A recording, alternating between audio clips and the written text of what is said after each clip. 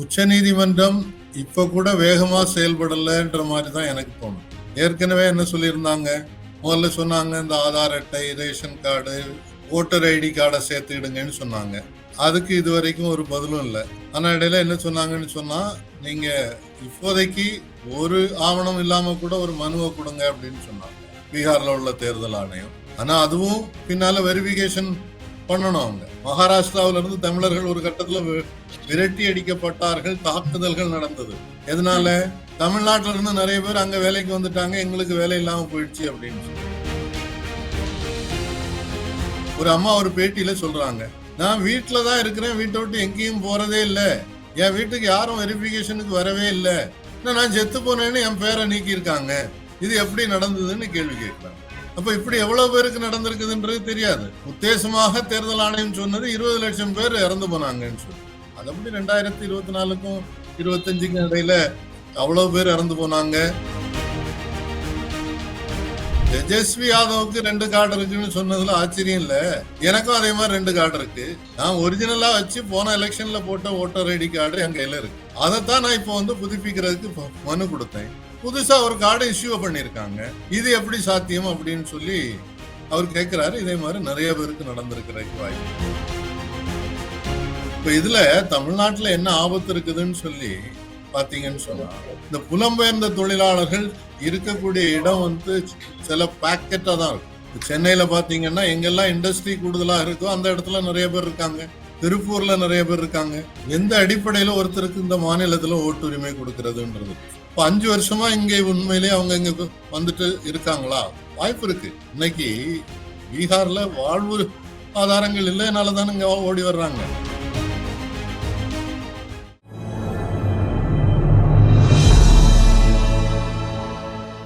Tamil news பார்வையாளர்களுக்கு அன்பு வணக்கம். இன்றைய நேர்காணலில் நம்மோடு இருப்பவர் அரசியல் விமர்சகர் திரு தாமஸ் பிராங்கோ சார். வணக்கம். வணக்கம் சார். பீகார் அந்த ஸ்பெஷல் இன்டென்சிவ் ரிவிஷன் இது சம்பந்தமா நம்ம உச்ச நீதிமன்றத்தை எதிர்கட்சியினர் எல்லாரும் நாடி இருந்தாங்க. உச்ச நீதிமன்றத்தினுடைய செயல்பாடுகள் சில அதிருப்தி தரும் விதமாக சில விஷயங்கள் இருந்துச்சுன்னு சொல்லி நீங்களும் சரி பலரும் கருத்தை தெரிவிச்சிருந்தாங்க. இந்த நிலையில இன்றைய தினம் தேர்தல் ஆணையத்திற்கு ஒரு உத்தரவு பிறப்பித்திருக்கிறது. வரும் சனிக்கிழமைக்குள்ளார நீங்க பதில் மனு தாக்கல் செய்ய வேண்டும். குறிப்பாக இந்த 65 லட்சம் வாக்காளர்களை நீங்க நீக்கி இருக்கிறீர்கள். எந்த அடிப்படையில் நீக்கி இருக்கிறீர்கள், அந்த மரணித்தவர்களுடைய விவரம், அதே போல புலம்பெயர்ந்தவங்களோட முழு விவரம் அதில் இல்லை, எங்களுக்கு தெளிவான ஒரு விளக்கம் வேணும் அப்படின்னு சொல்லி உச்ச நீதிமன்றம் தெளிவா கூறியிருக்கு. இந்த நடவடிக்கைகள் எப்படி சார் பாக்குறீங்க? ஒண்ணு, இந்த உச்ச நீதிமன்றம் இப்ப கூட வேகமா செயல்படலன்ற மாதிரிதான் எனக்கு தோணுது. ஏற்கனவே என்ன சொல்லியிருந்தாங்க, முதல்ல சொன்னாங்க இந்த ஆதார் அட்டை, ரேஷன் கார்டு, ஓட்டர் ஐடி கார்டை சேர்த்துக்கிடுங்கன்னு சொன்னாங்க. அதுக்கு இது வரைக்கும் ஒரு பதிலும் இல்லை. ஆனா இடையில என்ன சொன்னாங்கன்னு சொன்னா, நீங்க இப்போதைக்கு ஒரு ஆவணம் இல்லாம கூட ஒரு மனுவை கொடுங்க அப்படின்னு சொன்னாங்க பீகார்ல உள்ள தேர்தல் ஆணையம். ஆனா அதுவும் பின்னால வெரிஃபிகேஷன் பண்ணணும் அவங்க. சோ உச்ச நீதிமன்றம் அவங்க சொன்னதை இவங்க செய்யலன்றதை பற்றி பெரிய அக்கறை காட்டினதா தெரியல. 2வது, இப்ப திருப்பி இன்னும் ஒரு 3 நாளைக்கு டைம் எதுக்கு? அதுவும் சனிக்கிழமை வரேன்னா சனிக்கிழமை திருப்பி உச்ச நீதிமன்றம் கூட போகுதா? பொதுவா சனி ஞாயிறு லீவு. இதுக்காக ஒரு சிறப்பு அமர்வு நடத்த போறாங்களா? எலெக்ஷன் கமிஷன் எல்லா டீட்டெயிலுமே டிஜிட்டலா இருக்கு. அதை கொடுக்கறதுக்கு இன்னும் ஒரு 3 நாள் எதுக்கு? இப்ப அந்த வாக்காளர் பட்டியலை பலரும் வச்சு சரிபார்த்து விட்டு சொல்லக்கூடிய கருத்துக்கள் ரொம்ப முரண்பாடாக இருக்கிறது. ஒண்ணு, தேர்தல் ஆணையமே வெளிப்படைத்தன்மை இல்லாமல், இப்ப நீங்க ஒரு எலெக்ஷன் ஓட்டர்ஸ் லிஸ்ட வெரிஃபை பண்ணணும்னா பழைய ஓட்டர்ஸ் லிஸ்டும் புதிய ஓட்டர்ஸ் லிஸ்டும் எலக்ட்ரானிக்கலா வெரிஃபை பண்ண முடியணும். முன்னால அந்த ப்ரொவிஷன் தான் இருந்தது. இப்ப நான் உங்களுக்கு ஓட்டு இருக்கான்னு பாக்கணும்னு வச்சுக்கிடுங்க. நீங்க ஊர்ல இல்ல, நீங்க கூப்பிட்டு சொல்றீங்க, நான் உங்க பேரு உங்க அட்ரஸ் இதை போட்டு நான் சர்ச் பண்ணி பார்த்துக்கிட முடியும். அப்படிதான் முன்னால வந்து அரசியல் கட்சிகளும் கூட வெரிஃபை பண்ணி எல்லாருடைய பேரும் இருக்கான்னு பார்த்தாங்க. இப்ப என்ன செய்திருக்காங்கன்னு சொன்னா, எனக்கு பேர் இருக்கா இல்லையான்னு நான் மட்டும் தான் பார்த்துக்கிட முடியும். அப்படி பார்க்கும்போது அரசியல் கட்சிகளுக்கு அதுல ஒரு வெரிஃபை பண்றதுக்கான வாய்ப்பையே குறைச்சிட்டாங்க. இது ஒண்ணு. ஏன் அரசியல் கட்சிகளுக்கு அது தேவை இருக்குதுன்னு சொன்னாக்க, இன்னைக்கு பீகார் தான் உள்ளதுலயே எழுத்தறிவு குறைந்த ஒரு மாநிலம். அங்க எல்லாரும் போய் வெரிஃபை பண்ணிட்டு இருக்க முடியாது. ரெண்டாவது, ஒரு ஜனநாயக உரிமை. ஒரு வாக்காளர் என்ற முறையில எனக்கு என்னுடைய பக்கத்துல இருக்கிறவங்க வாக்காளர் பட்டியல்ல இருக்கிறாங்களா இல்லையான்னு ஏன் தெரிஞ்சுக்கிடக்கூடாது? அதுல என்ன ரகசியம்? இது ஒண்ணு. அடுத்தது என்னன்னு சொன்னா, இப்போ ஒரு அம்மா ஒரு பேட்டியில சொல்றாங்க, நான் வீட்டுலதான் இருக்கிறேன், வீட்டை விட்டு எங்கேயும் போறதே இல்லை, என் வீட்டுக்கு யாரும் வெரிஃபிகேஷனுக்கு வரவே இல்லை, நான் செத்து போனேன்னு என் பேரை நீக்கி இருக்காங்க, இது எப்படி நடந்ததுன்னு கேள்வி கேட்கிறாங்க. அப்ப இப்படி எவ்வளவு பேருக்கு நடந்திருக்குதுன்றது தெரியாது. உத்தேசமாக தேர்தல் ஆணையம் சொன்னது 20 லட்சம் பேர் இறந்து போனாங்கன்னு சொல்லி. அது எப்படி 2024க்கும் 25க்கும் இடையில அவ்வளவு பேர் இறந்து போனாங்க? அந்த கேள்வி ஒரு மிகப்பெரிய கேள்வியாக இருக்குது. இது ரெண்டாவது விஷயம். மூணாவது, தேர்தல் ஆணையம் இந்த வழக்கை பொறுத்தவரையில உச்ச நீதிமன்ற நீதிபதி என்ன சொன்னாரு முன்னாலன்னா, ஒரு 12 பேரு கொண்டு வந்து நிறுத்துங்க, எங்க பேர் விட்டு வச்சு போச்சு, இல்ல நாங்க இருக்கிறோம் அப்படின்னு சொல்லுங்க, நாங்க நடவடிக்கை எடுக்கிறோம்னு சொன்னாங்க. இன்னைக்கு லட்சக்கணக்கில் இருக்கு. குறிப்பாக புலம்பெயர்ந்த தொழிலாளர். அதுக்கு கூட இந்த தேர்தல் ஆணையம் என்ன சொல்லிச்சுன்னு சொன்னா, அவங்க வந்து இங்க நிரந்தரமா இல்ல, அங்க ஓட்டர்ஸ் லிஸ்ட்ல சேர்த்திருப்பாங்க அப்படின்னு சொல்லிட்டாங்க. அப்படி இருந்தாலும் அதை வந்து தேர்தல் ஆணையம் கிராஸ் செக் வெரிஃபை பண்ண முடியும் அவங்கள்ட்ட இருக்கக்கூடிய டேட்டா வச்சு. அப்ப அதுக்கு கரெக்டான புள்ளிவரம் கொடுக்கணும்.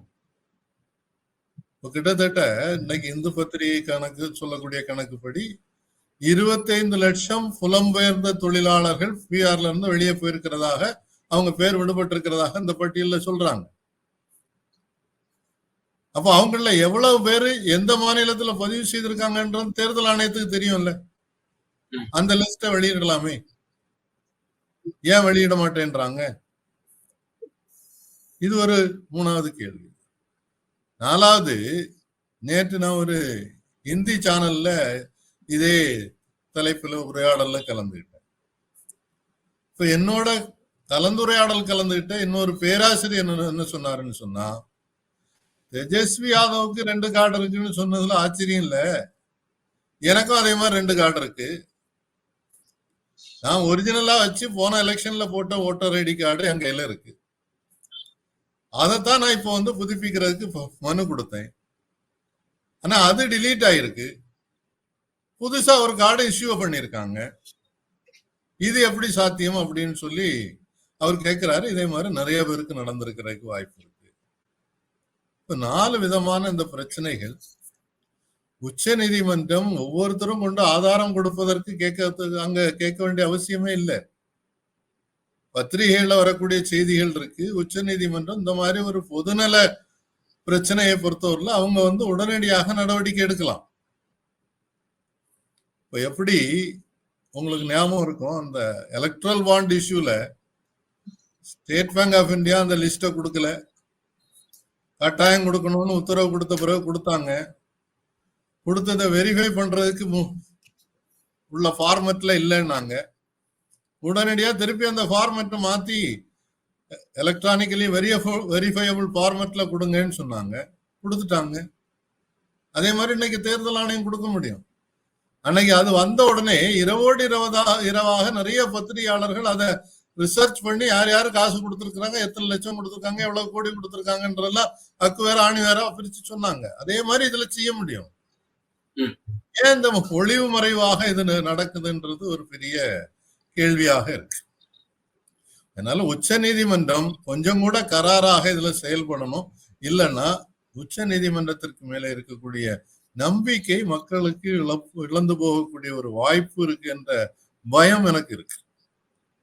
சரி, ஆல்ரெடி உச்சநீதிமன்றம் சொல்லியிருந்தாங்க இந்த 65 லட்சம் நீக்கி இருந்த இந்த நிலையில வந்து இப்ப இந்த இன்டென்சிவ் ரிவிஷன்ல ஏதேனும் குளறுபடிகள் நடந்துச்சுன்னா, உதாரணத்துக்கு இறந்தவர்கள் உயிரோடு இருந்திருந்தால் இப்போ எதிர்கட்சிகள் வைக்கக்கூடிய இந்த குற்றச்சாட்டுகள் எல்லாம் மெய்ப்பிக்கும் வகையிலே உங்களுடைய அந்த திருத்தங்கள் அமைந்திருந்தால் நாங்கள் ரத்து செய்ய கூட நாங்கள் வந்து துணிய மாட்டோம் அப்படின்ற அளவு கூட பேசியிருந்தாங்களா சார்? இப்போ உச்சநீதிமன்றத்தினுடைய நடவடிக்கைகள் நம்ம பொறுத்து இருந்து பார்க்கலாம்ல சார்? நம்பிக்கை ஊட்டும் விதமாகத்தானே இந்த கேள்விகள் எழுப்புவதெல்லாம் இருக்கு. பேசியிருக்காங்க, அந்த பேசினதை அமுல்படுத்தணும். அதுதான் நானும் சொல்றேன். பல நேரங்கள்ல இந்த நீதிபதிகள் கோர்ட்டுக்குள்ள பேசும்போது ரொம்ப நல்லா பேசுறாங்க, நான் தீர்ப்பு எழுதும் போது அதை காண மாட்டேன். அதனாலதான் நான் என்ன சொல்றேன்னு சொன்னா, அவங்க வெளிப்படையாக பேசுற மாதிரினால வேகமாக இதுல ஒரு முடிவெடுக்க வரணும், ஒரு தீர்ப்பை கொடுக்கணும். சிம்பிளா அதை ரிஜெக்ட் பண்ணிட்டு ஏற்கனவே இதே வருஷம் 2025 ஜனவரி வரைக்கும் ரிவிஷன் நடந்திருக்கு. அது ஒரு பட்டியல் இருக்கு அவங்கள்ட்ட. அந்த பட்டியலை வச்சு தேர்தலை நடத்தட்டும். அதுல புதுசா ஏதாவது ஆட்களை சேர்க்கணுமோ அல்லது இறந்து போனவங்களை நீக்கணுமோ நீக்கிட்டு அந்த பட்டியலை யூஸ் பண்ணட்டும்.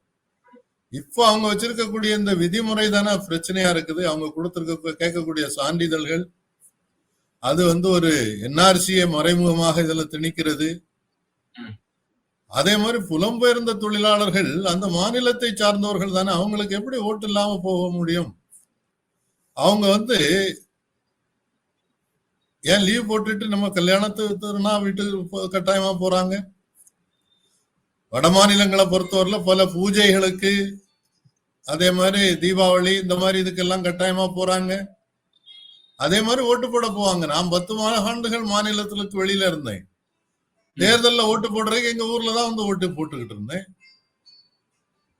நான் அதையும் இல்ல நீங்க இப்ப தடை செய்றீங்க. அதனாலதான் அதை வந்து கவலையோட பார்க்கணும்னு சொல்லி.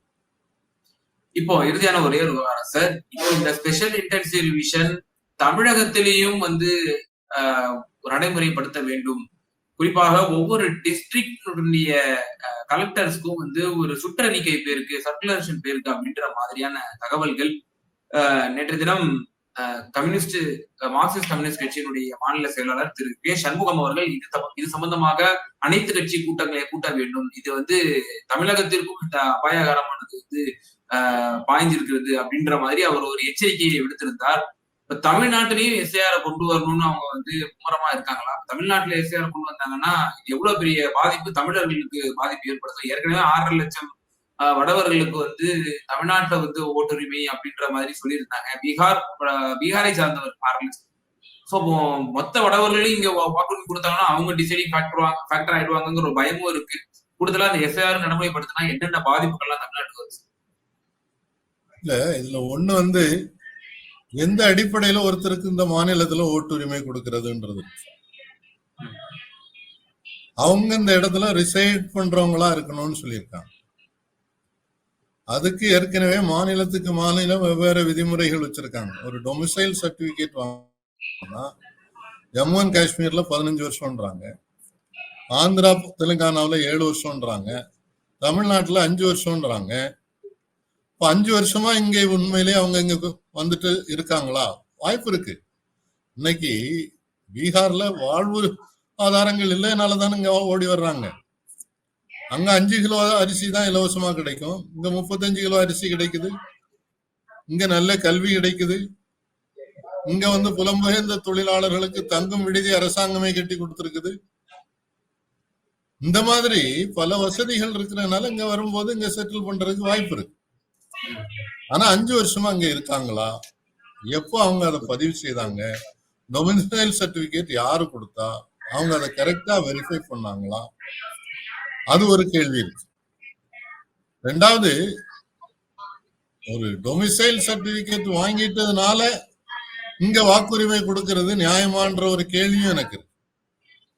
ஏன்னு சொன்னா ஒவ்வொருத்தருக்கும் அவங்கவுங்க மாநிலத்தோட ஒரு பற்றுதல் இருக்கும், அந்த மாநிலத்தை பற்றி அக்கறை இருக்கும். அந்த மாநிலத்துல இருக்கக்கூடிய வாக்குரிமையை பறித்து, இப்ப வேற வழி இல்லாம இப்ப பீகார்ல 65 லட்சம் பேருக்கு இல்ல 25 லட்சம்னு கூட வச்சுக்கிடுவோம் பேர்ல லிஸ்ட்ல எடுத்துட்டாங்க. அப்ப எங்கேயாவது ஒரு இடத்துல ஓட்டு போடுவோம்னு சொல்லி இங்க வந்து பதிவு செய்வாங்க இல்லையா?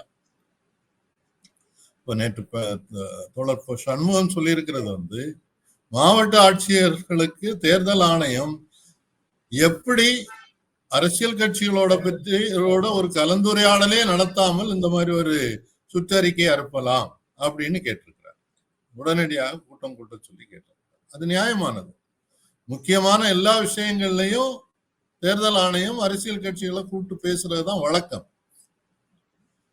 அவங்க கருத்தை எல்லாத்தையும் ஏத்துக்கிடுறாங்களா இல்லையான்றது வேற. ஆனா கருத்து கேட்பு என்பது நடக்கணும். அது கூட நடக்கல. இப்ப இதுல தமிழ்நாட்டுல என்ன ஆபத்து இருக்குதுன்னு சொல்லி பாத்தீங்கன்னு சொன்னா, இந்த புலம்பெயர்ந்த தொழிலாளர்கள் இருக்கக்கூடிய இடம் வந்து சில பாக்கெட்டா தான் இருக்கும். சென்னையில பாத்தீங்கன்னா எங்கெல்லாம் இண்டஸ்ட்ரி கூடுதலா இருக்கோ அந்த இடத்துல நிறைய பேர் இருக்காங்க. திருப்பூர்ல நிறைய பேர் இருக்காங்க. கோயம்புத்தூர்ல நிறைய பேர் இருக்காங்க. மற்ற இடங்கள்லயும் பறந்து இருக்கிறாங்க.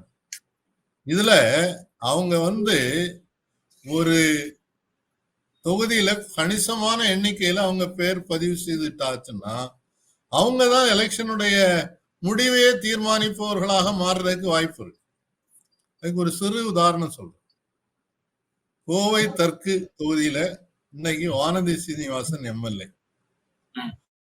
போன எலெக்ஷன்ல கமலஹாசன் அவர்களை சுமார் 1800 வாக்கு வித்தியாசத்துல தோக்கடிச்சாங்க.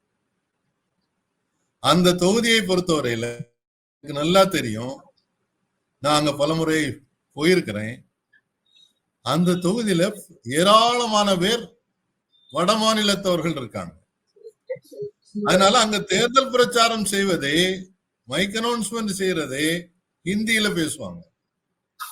நானே ஒரு டைம்ல பேசியிருக்கிறேன். அப்போ அதனாலதான் அங்க வந்து எளிதாக அன்னைக்கு பிஜேபி ஜெயிக்க முடிஞ்சது. இப்ப எதுக்கு ஹெச் ராஜாவும் தமிழிசையும் கூக்குரல் போடுறாங்க? ஆமா ஆமா அவங்களெல்லாம் இங்க பதிவு செய்ய விடணும், அவங்க எல்லாம் பதிவு செய்யறதா நியாயம், எங்க வேணாலும் இருக்கிறதுக்கு உரிமை இருக்கிறது, சட்டப்படி அரசியல் சாசனப்படி ஒருத்தர் இந்தியாவில் எங்க வேணாலும் வாழலாம். ஆனால் வாழக்கூடியது நிரந்தரமாக இங்க வாழ போறாங்களா அப்படின்னு சொன்னா அந்த மாநிலத்துக்கு அது பிற்காலத்துல வேற பிரச்சனைகள் வர்றதுக்கு வாய்ப்பு இருக்கா? அதுவும் சேர்ந்து பார்க்கணும்ல. இப்போ நம்ம ஏற்கனவே அனுபவ ரீதியாக பார்த்திருக்கிறோம். மகாராஷ்டிராவில இருந்து தமிழர்கள் ஒரு கட்டத்துல விரட்டி அடிக்கப்பட்டார்கள், தாக்குதல்கள் நடந்தது. எதனால? தமிழ்நாட்டில இருந்து நிறைய பேர் அங்க வேலைக்கு வந்துட்டாங்க, எங்களுக்கு வேலை இல்லாம போயிடுச்சு அப்படின்னு சொல்லி. அஸ்ஸாம்ல பார்த்திருக்கிறோம். அந்த அஜிடேஷன்ல வங்காள மாநிலத்தவர்களையும் பங்களாதேஷ்ல இருந்து வந்தவர்கள்னு சொல்லப்பட்டவர்களையும் வெளியே அனுப்புறதுக்கான மிகப்பெரிய போராட்டம் நடந்து நிறைய பேர் வெளியே அனுப்புனாங்க. அதே மாதிரி நாளை தமிழ்நாட்டுல அப்படி ஒரு பிரச்சனை வந்தா, தென் மாநிலங்கள்ல வந்தா எங்களுக்கு வேலை வாய்ப்பு இல்லாம போகுது, எங்களுடைய வாக்குரிமையை நீங்க எடுத்துக்கிட்டீங்க, இங்க உள்ள அரசியல நீங்க தீர்மானிக்க போறீங்கன்னு இங்க ஒரு கலவரம் வந்தாச்சுன்னாக்கி அது என்ன ஆகும்? இதெல்லாம் யோசிக்கணும்ல. சோ இதெல்லாம் மிகப்பெரிய ஒரு அபாயம் வந்து பின்னாடி சொல்ல வரீங்க. நிச்சயமாக இருக்கிறது. அதனால இது பற்றி ரொம்ப ஆழமாக விவாதிக்க வேண்டி இருக்கிறது. உச்ச நீதிமன்றம் என்னை பொறுத்தவரையில என்னுடைய தாழ்மையான வேண்டுகோள், பேசின மாதிரியே கராராக தீர்ப்பு எழுதி சீக்கிரத்துல ஒரு முடிவுக்கு கொண்டு வரணும் இந்த பிரச்சனையை. ரெண்டாவது, தமிழ்நாட்டை பொறுத்தவரையில எல்லா எதிர்கட்சிகளும் இதுல ஏற்கனவே குரல் கொடுத்தாச்சு. வைகோ சொல்லி இருக்கிறாரு 75 லட்சம் பேராவது வட மாநிலத்துல உள்ளவங்க இங்க வேலை செய்யறாங்கன்னு சொல்றாங்க. சோ அப்படி இருக்கும்போது அந்த இஷ்யூல அவங்களுக்கு வந்து இங்க டொமிசைல் சர்டிபிகேட் கொடுக்கறதா, இங்க பதிவு செய்யறதா, அதுக்கு தேர்தல் ஆணையம் இப்போ வச்சிருக்கக்கூடிய ப்ரொவிஷன் சரிதானா, இது வந்து பரவலாக விவாதிக்கப்பட்டு ஒரு முடிவு எடுத்தாகும். அதுல கட்டாயமாக எல்லா அரசியல் கட்சிகளுடைய கருத்தையும் கேட்டாகும். தேர்தல் ஆணையம் வந்து தானாக முடிவெடுப்பது என்பது சரியாக இருக்காது. அந்த நோக்கத்துல தேர்தல் ஆணையம் உருவாக்கப்படும். நிச்சயமா சார், எஸ்ஆர் மற்றும் உச்ச நீதிமன்றத்தினோட அணுகுமுறை தமிழகத்திலும் இந்த ஆபத்து வர நேரிடும், தமிழகத்தினுடைய அப்படி வந்தால் என்னென்ன ஆபத்துகள் என்பது போன்ற பல விஷயங்களை வந்து நேயர்களுக்கு ரொம்ப தெளிவா உங்களுடைய கருத்துக்களை பகிர்ந்தீங்க. மிக நன்றி சார். நன்றி, வணக்கம். நமது தமிழ் நியூஸ் சேனலில் உங்களது பொருட்களை வெறும் 500 ரூபாயில் விளம்பரம் செய்ய வேண்டுமா? தொடர்புக்கு 7806942275 தொடர்பு கொள்ளுங்கள்.